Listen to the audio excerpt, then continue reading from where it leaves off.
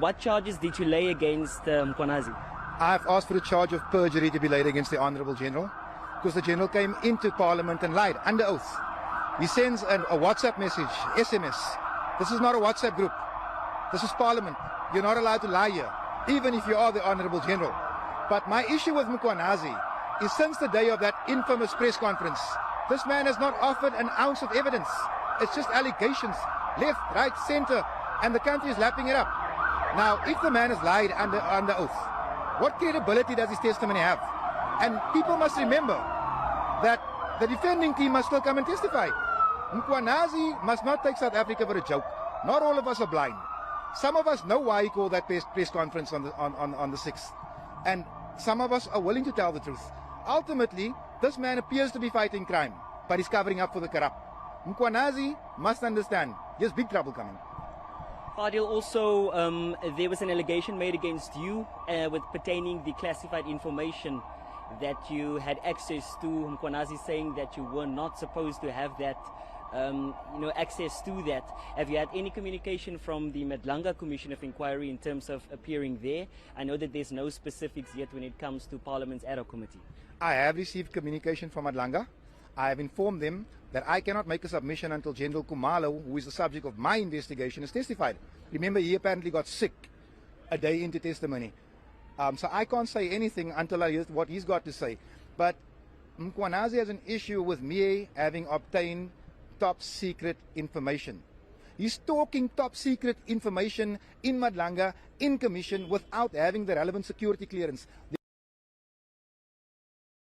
Africa understand, your provincial commissioner does not have top secret classification, which means he's not supposed to receive top secret classified documents, which means he can't dispense a budget properly, he can't work out a strategy properly, he can't give directive properly because he doesn't have access to top secret information. Or does he?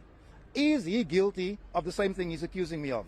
This man's a walking contradiction, and Fadiel Adams is coming.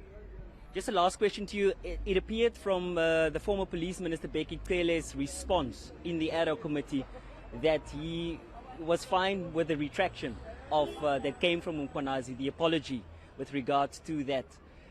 Just in that light, are you still ventured to the police station while it appeared as if the former Police Minister he made a mistake, and I'm fine with that? Of course Bheki Cele is going to cover up for Mkhwanazi. Of course he is.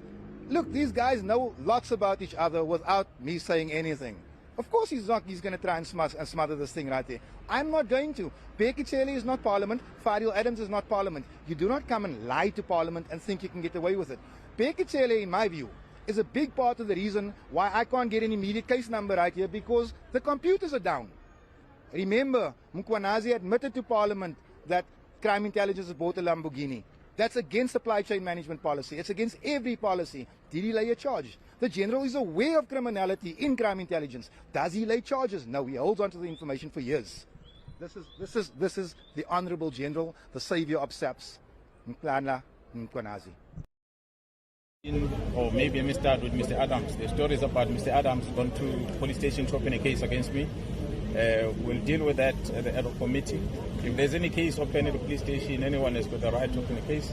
Police must investigate, and if there's a crime committed and the police feels that they must take that into the courts, and the courts, if they decide to prosecute, or prosecute. I was never afraid to be prosecuted. I'm not going to be afraid to be prosecuted now.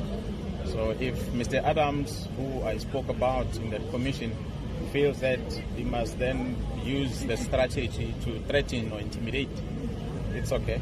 I'm not afraid of that. We already understand which side of the law he is. We'll find each other at the right place. Let it happen. He must bring it on. I will never be afraid of it. I'm still going to go back, I'm told, back to the commission, to the other committee. So we'll appear there and go and explain. And as I've said before, what I presented before the citizen in July, I beg your pardon, was not my making alone. It was the South African Police Service members, hardworking men and women, who are frustrated. And I'm sure as we are watching what's happening in the commission, we get to hear more and more police officers talking about the frustrations. So I said in my presentation, I've said in my statement, what I'm talking about is information I have. Some of it I read on documents that I'm entitled to read.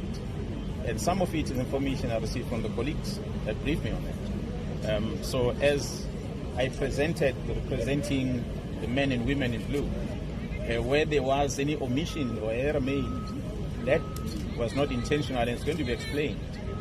We submit some statements, and I think maybe he might have missed the fact that what was spoken about in Parliament against what was in my statement are two different things. So maybe he needs to get my statement and read it and see where I wrote whatever that he went to open a case on, or else he's opening a case against what I said. What I said is coming from the team, and it's going to be explained when we go back to the Parliament. We'll leave it like that. I can't comment about what's happening in the commission. Everyone is watching it as it unfolds. So what I've said before, what we are comfortable with as law enforcement is that at least that gives us a space to be able to do our work. Because all what we are crying for is an opportunity for us to do our work. So as we do our work and be allowed to do our work, that's the only opportunity that we are crying for.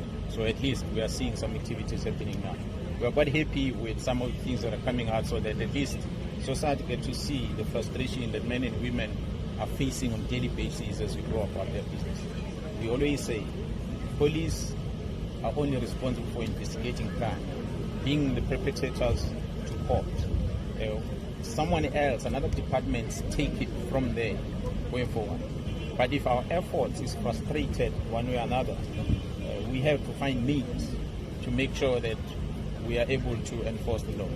But if we are frustrated, like in this sense, in the extent that it happened, we were left with no options but to bring it to the attention of the public. And I'm glad the President took the decision he took to establish a commission. And I'm happy that Parliament is embarking on the process that they're busy with. That will help us all. So that's all we can comment on for now. So please, may I ask yourselves, your fellow colleagues, never to ask many questions about the commission again, never to ask many questions about what's happening in Parliament. It's a process of Parliament, it's a process of the ad hoc committee of the President. I'm just a small part that to contribute a piece that I contributed, and the rest of our colleagues are appearing there, contributing their part. It's not about me, it's about the South African Police Service. So I would like to be given that space in future. Thanks so much. Okay, colleagues. The bravest general in the country, when his province was burning, he went on leave. November 2021, the KZN riots. The man disappeared. When SAPS needed him, when the country needed him, he wasn't a brave general.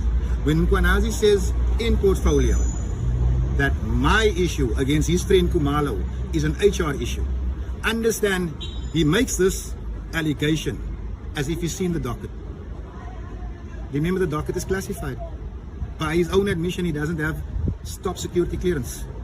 Let me discredit Mkhwanazi for you. KZN is the worst performing province out of 9. If you want discreditation, I can play as petty and as personal as he wants to. Remember, he was a major general for 2 months. He was promoted to lieutenant general 2 months later. He became acting national commissioner 2 weeks later.